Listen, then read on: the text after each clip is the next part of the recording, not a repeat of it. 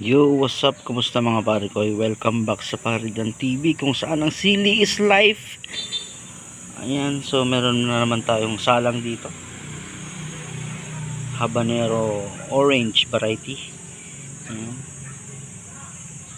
So meron mga itatanim na naman tayo, ililipat.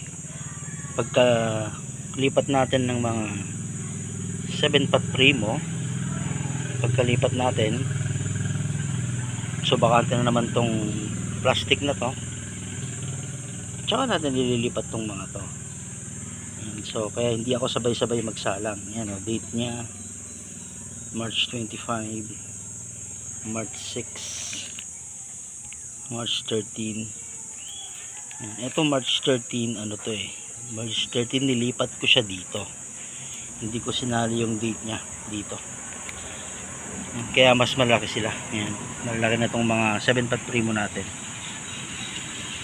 At eto naman ang mga KSLS.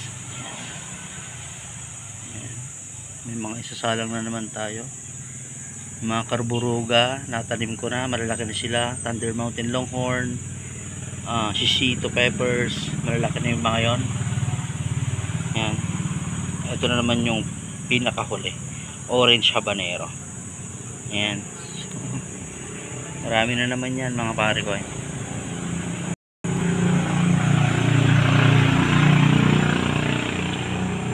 Importante talaga may date para alam mo kung kailan mo sila tinanim, di ba? For documentation na rin. Yung wrap up.